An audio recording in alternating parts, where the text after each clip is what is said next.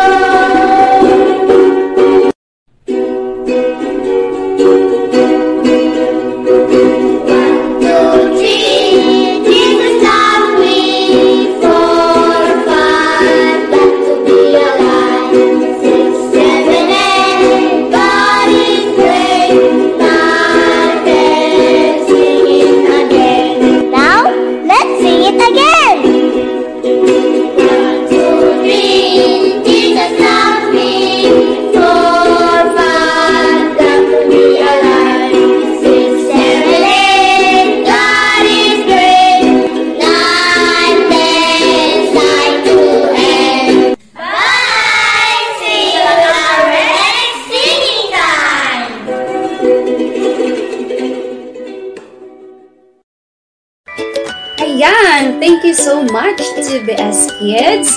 Energized na po ba tayong lahat, yung mga sumabay? Oh, I hope so! And so, this time, tawagin na po natin ang isa sa mga grade 1 naman para i-share ang ating list of our prayer requests. And again, if you happen to have any special request, or please, you can type it or you can comment on our live chat para maisali natin sa prayer list natin next time. Okay? And it will be followed immediately by a special number to be rendered to us by some of the grade 1 pupils. Good morning, everyone. Here are the list of our prayer requests for this week. First, may we continually pray for our pastors and missionaries all over the world. Let's pray that God will give them wisdom and protect them from harm and boldness also to share the gospel. Second, may we pray for our teachers and even as pupils and students for God's wisdom and knowledge in everything we do. Third, may we pray for the upcoming election that God will appoint good and reliable leaders. Next, may we pray for peace and order among us all. Next, may we pray for the proposed face-to-face classes from all schools in Isabela and around the Philippines. That God will give brilliant ideas to all students who will conduct. Next, may we pray for unsaved loved ones that someday they will also get saved and accept the Lord Jesus Christ. And lastly, may we pray for healing for the sick and comfort to heavenly burdens.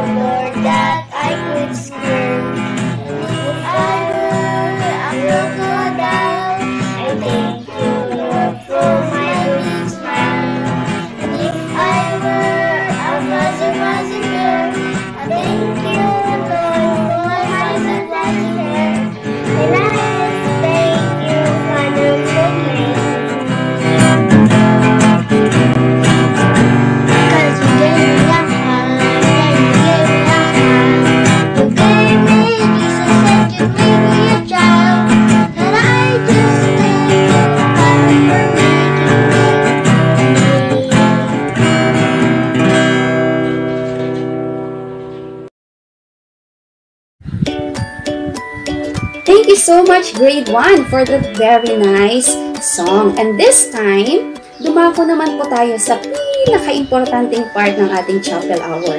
Ano yon? Yun ay ang pakikinig ng Word of God. And so, nakikiusap po ako sa mga bata dyan na nasa kanilang bahay, lalo na ang mga parents, samahan po natin ang ating mga anak sa pagkikinig ng Word of God. Kung meron po tayong hindi naman importanteng ginagawa dyan, iset aside muna natin. Gawin na lang natin yan later. And please, mag-take note pa rin kayo mga bata, okay? Kasi, alam naman po natin at the very end of this video, meron pa rin kayong quiz time. Magandang umaga po sa ating lahat. Okay? Good morning. Welcome po sa ating Chapel R ngayong Biyernes ng umaga. Okay, sa ating pagsisimula, iyuko po natin ating mga ulo at ipikit ang mata para po sa panalangin. Heavenly Father, maraming salamat Panginoon sa blessings na binigay niyo, sa opportunities Panginoon na pinagkaloob niyo sa amin, Panginoon, upang matuto, okay, at mapag-aralan po ang inyong salita. Humingi kami ng kapatawaran Panginoon sa aming pagkakasala. Ito man po ay sinasadya namin or hindi Panginoon. Pinagdarasal din po namin, dinadalangin namin Panginoon na ito pong mensahe ngayong umaga ay hindi po namin makalimutan o marinig lamang, kundi ito po ay mai-apply namin sa aming buhay Panginoon. At kayo po ang siyang mga usap sa kanila Panginoon, at itatak niyo po ito sa kanilang puso't isipan, O Lord. In Jesus' name we pray, Amen. Okay? Kapag tayo po ay mag-aaral ng salita ng Diyos, napaka-importante po na meron tayong Biblia sa ating harapan o sa ating tabi. Okay? Buksan po natin ating Bible sa Matthew chapter 26 verse number 41. Okay? Matthew chapter 26 verse number 41. Ang sabi po dito sa verse number 41, watch and pray, okay, that ye enter not into temptation. The spirit indeed is willing, but the flesh is weak. Sabi sa Filipino, kayo'y mangagpuyat at magsipanalangin upang huwag kayong magsipasok sa tukso. Ang espiritu sa katotohanan ay may ibig, datapwat mahina ang laman. Ayan po ang isa sa mga verses na kailangan po nating bigyang pansin sa umaga pong ito. Okay? Today we will learn that prayer is communicating or talking with God. Okay? Ngayong umaga, expect po natin na ang pag-uusapan po natin is about prayer. Okay? Na kung saan ang prayer po, it is communicating, okay, or talking with God. Okay? We may not be able to call God on the telephone. Diba? Hindi po tulad yan ng pakikipag-usap natin sa mga kakilala natin through telephone. Okay? Or send Him a letter. Noon kasing unang panahon, uso yung pagsesend ng mga letter, yung mga panahon ng mga mama or papa natin, lolo, lola, yan, nagkaabutan sila ng letter. Pero pag panalangin po pinag-uusapan, iba po, no? Yung paraan, okay? Na pagkikipag-communicate natin sa Diyos. But, no, kailangan nating tandaan na ang prayer is just as real as email or newspapers. Okay? Dapat nating tandaan na ang panalangin ay totoo. Okay? Why should we pray? Yan po ang tanong eh. Maraming taong nagtatanong sa ganun eh. Why should we pray? Bakit tayo mananalangin? Okay? Bakit kailangan nating manalangin? Ang sagot ho dyan, because it makes our relationship with God stronger. Ayun po ang dapat nating malaman. Okay? Na ang panalangin ho sa Diyos, okay, it makes our relationship with God stronger. Could you imagine trying to have a best friend? Okay, ma-imagine nyo ba? Siguro lahat po tayo dito may kaibigan, okay, or may kakilala, meron tayong nakakausap, no? Ma-imagine nyo ba, no, meron kayong kaibigan or best friend na tinatawag, pero hindi kayo nag-uusap, di ba? Ma-imagine po ba natin yung ganun? Yung mga magulang natin, okay? Masasabi mo bang close kayo kung hindi kayo nag-uusap? Okay? Ganun din sa best friend. Best friends ba kayo pag hindi kayo nag-uusap? Ganun din po sa kalagayan natin, no? Sa relationship natin sa Diyos. Kailangan natin makipag-communicate sa Kanya to make our relationship stronger. Okay? To make our relationship with Him stronger. Okay? We can't imagine yung pagkakaroon natin best friend without communicating with them. Pag best friend yan, nag-uusap yan lagi. Okay? Meron yan communication. Kaya nga, best friends eh. Ibig sabihin, there is, may special relationship kayo. Ganon din po sa Diyos. Okay? Meron tayong dapat communication sa Diyos to make our relationship stronger. Prayer is seeking God and His direction for our lives. Ang panalangin ho is seeking God. Paghahanap sa Diyos at ang paghahanap sa direction na gusto ng Diyos para sa atin. Okay? Ano ang buhay kung walang direction, di ba? Ano ang buhay kung walang direction? Isa po yan sa mga purpose na panalangin. Okay? Praying also helps keep us out of trouble. Ano ba yung mga troubles? Siguro meron tayong mga instances na kung saan, okay, nagkakaroon tayo ng sakit, sumasama ang pakiramdam po natin, diba? Bilang mga bata, meron siguro mga problems, na pambata. Ang panalangin, okay, ang good news po, ang panalangin, it also helps us to keep us out from troubles. Okay? Yan po ang magandang balita na kailangan natin malaman. Ang panalangin pala, okay, ito yung magtutulong sa atin or tutulong sa atin para, okay, malagpasan natin ang mga troubles. Okay? Sapagkat ang Diyos po ang makakatulong sa atin, 100% guarantee na makakatulong sa atin para sa ating mga troubles. Sinabi po sa Bible, Jesus told us to pray. Sabi po sa Matthew chapter 26 verse 41 na binasa po natin kanina, watch and pray. Okay? That ye enter not into temptation. The spirit indeed is willing, but the flesh is weak. Okay? At meron pa po tayong mga verses na kailangan basahin.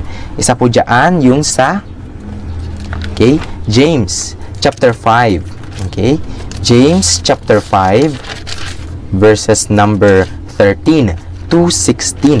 Okay? Basahin po natin. Is any among you afflicted? Let him pray. Is any merry? Let him sing psalms. Is any sick among you? Let him call for the elders of the church. Let them pray over him, anointing him with oil in the name of the Lord. And the prayer of faith shall save the sick, and the Lord shall raise him up.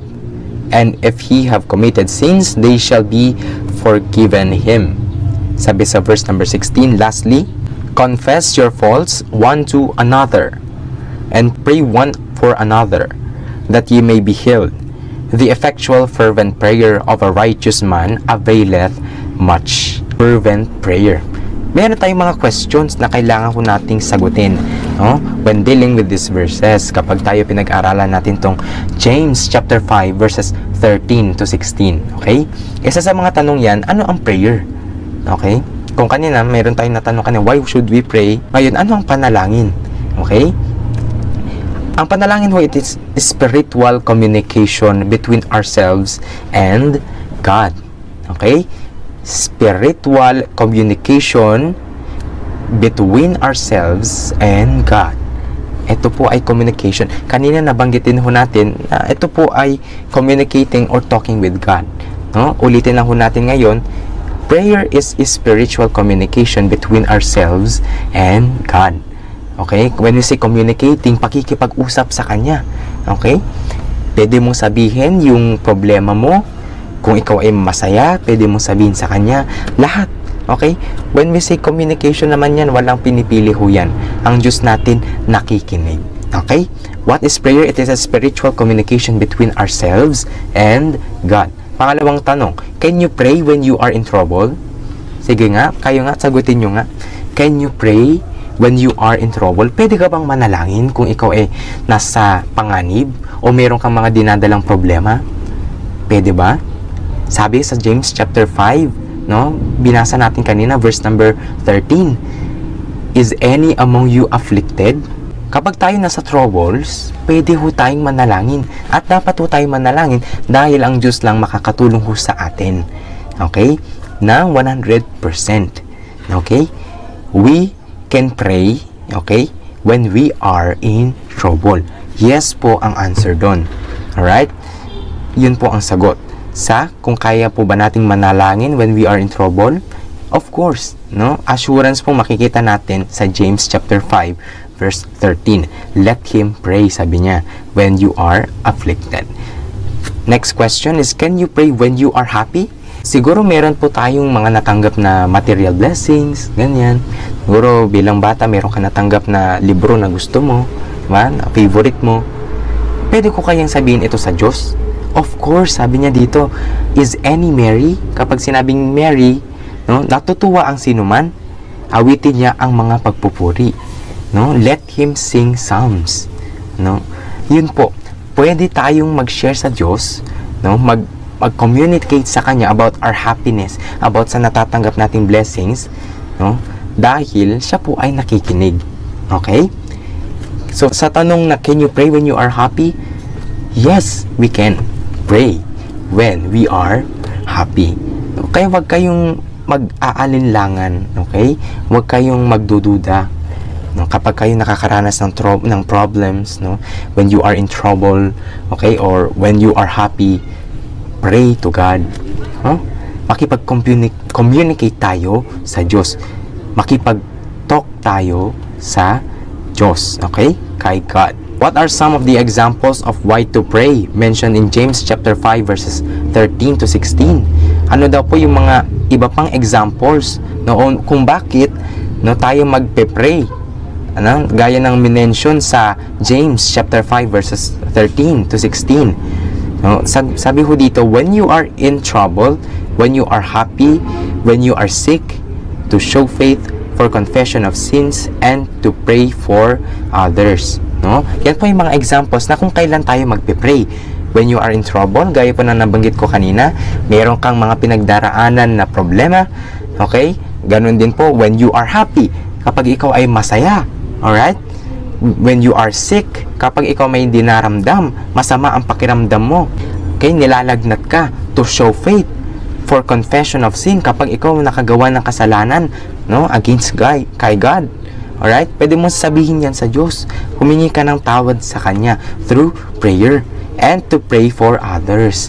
Diba? Yan po ang ginagawa natin eh. No? Kailangan natin ipag-pray yung iba. Kung meron tayong kaibigan na mayroong pinagdaraan ng troubles, pwede ko nating ipag-pray sila. Sabihin mo sa Diyos, Lord, ingatan niyo po itong kaibigan ko, meron siyang pinagdaraanan na problem. Siya po ay may sakit, pagalingin niyo po siya. Ganon. Pwede ho nating gawin ang mga nabanggit dito. Alright? When you are in trouble, when you are happy, sick, no, to show faith, confession of sin, and to pray for others. Yan po yung mga examples na kung bakit tayo o kailan tayo mananalangin. Okay? What else can we pray for? No? Ano pa yung pwede nating ipanalangin aside dito sa mga nabanggit? Trouble, happy, sick, faith, no? Confession of sin, to pray for others. Ito po ang ilan pa, no?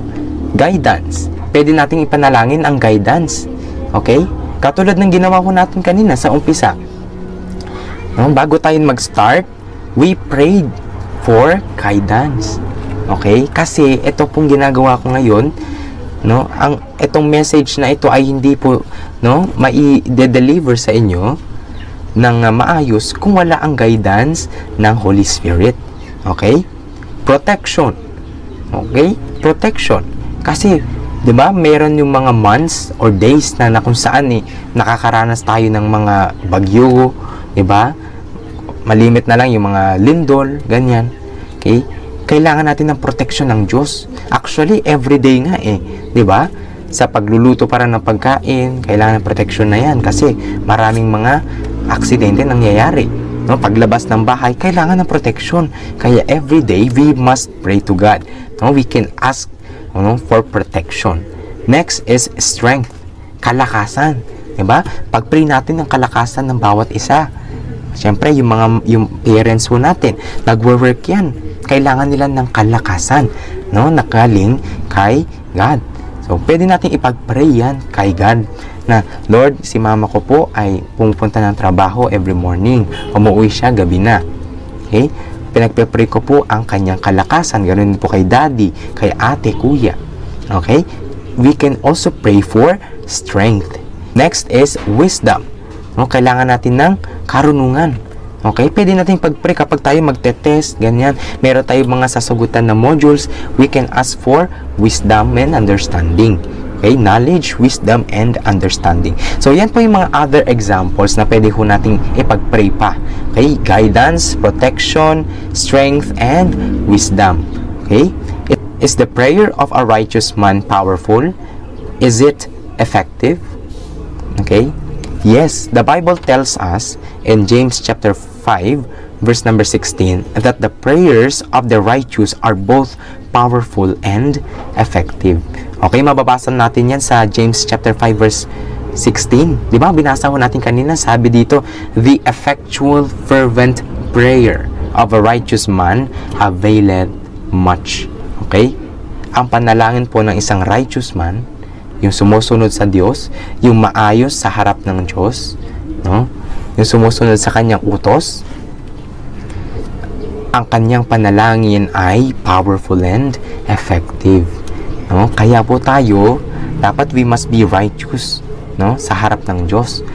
Dapat sundin natin yung kanyang kautusan. Okay? Dapat tayo ay nasa kalooban niya. Okay? Why pray? So, bilang pagtatapos ko natin, no, bakit kailangan nating manalangin? Diba? Napakasimpleng question yan eh. Bakit kailangan natin manalangin? Okay, alam na natin na ang pananalangin ay communication sa Diyos. Pero bakit natin kailangan manalangin? Simple lang pong sagot yan. To talk with God and to get His direction for our lives. Tayo po ay mananalangin, no, to talk with God and to get His direction for our lives. Para po makipag-usap sa Kanya, to build, no, to make our relationship with Him stronger, no, and no, to get His direction for our lives. Kapag ikaw mananalangin, magbibigay ng direksyon ang Diyos sa buhay mo. Ikaw man ay bata o anumang edad. Okay? God is so good and will help us when we are happy, sad, sick, or even when we are in trouble. Napakabuti ng Diyos. Okay? Na nandyan siya para tulungan tayo every time. Ikaw man ay masaya, ikaw man ay malungkot, ikaw man ay may sakit, or even when we are in trouble. Walang pinipili ang Diyos, no, na sitwasyon kung kailan kanya tutulungan. Okay? God is so good. Kaya tandaan nyo ho yan. Naririnig nyo lagi na God is so good. Ngayon, no, isa puso ho natin ito, na napakabuti ng Diyos na siya ay nakikinig sa atin. Okay? God will give us wisdom, strength, and understanding. Okay? Bibigyan tayo ng Diyos ng karunungan, ng kalakasan, at pag-unawa sa lahat ng bagay. Kaya mga students, no, kapwa ko students, dapat po tayo, ano, alalahanin po natin na napaka-importante ang manalangin. Okay? Napaka-importante ang manalangin. Wag ho nating basta-bastahin ang pananalangin. Okay? Bigyan ho natin ito ng time. Bigyan natin ng importance sa ating buhay. Nawa, ito po ay hindi lang, no, mai-apply nyo ngayong bata kayo, kundi sa habang buhay po ninyo. Okay? Dahil ang pananalangin kailangan natin bilang Christians. Ang Panginoong Jesucristo nanalangin sa kanyang buhay dito sa lupa. Nanalangin siya sa Ama. Okay? Kaya tayo bilang Christians din, we must communicate with God also. Okay? Yun lamang po ang ating mensahe ngayon at maraming salamat.